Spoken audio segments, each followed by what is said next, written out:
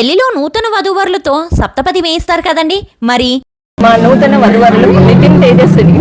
పెళ్లి కొడుకు పెళ్లి కూతుర్ని 7 అడుగులు నడిపిస్తూ నీవు నన్నే అనుసరించు, ఆ ఈశ్వరుడు మనిద్దరినీ ఏకం చేయాలి అని. మొదటి అడుగు అన్నం కోసం, రెండవది బలం కోసం, మూడవ అడుగు ధర్మాచరణ సామర్థ్యం కోసం, నాలుగవ అడుగు కర్మ సంబంధమైన సుఖం కోసం, 5వ అడుగు పశు సమృద్ధి కోసం, 6వ అడుగు 6 ఋతువుల్లో వాతావరణ మార్పులను జీవులు ఎలా తట్టుకుంటాయో అలాగే సంసారంలో వచ్చే ఆటుపోట్లను తట్టుకోవడం కోసం, 7వ అడుగు గృహస్థాశ్రమ ధర్మ నిర్వహణకు విష్ణువు అనుగ్రహించుగాక. ఓ అర్ధాంగి, 7 అడుగులతో నువ్వు నా ప్రాణసఖి వయ్యావు. ఎల్లప్పుడూ నువ్వు నా స్నేహాన్ని వీడవద్దు, ప్రేమగా ఉందాం, మంచి మనసుతో జీవిద్దాం, మనమిద్దరం సమానమైన ఆలోచనలతో మెలుగుదాం అంటాడు వరుడు. అప్పుడు వధువు, ఓ ప్రాణసఖుడా, నువ్వెప్పుడూ పొరపాటు చేయకుండా ఉండు, నేను ఏ పొరపాటు చేయక నీ వెంటే ఉంటాను. నువ్వు మనసైతే నేను మాట, మన ఇద్దరిలో వ్యత్యాసం లేదు, కష్టసుఖాలలో ఒకరికొకరం తోడు నీడగా కలిసి ఉందాం అంటుంది.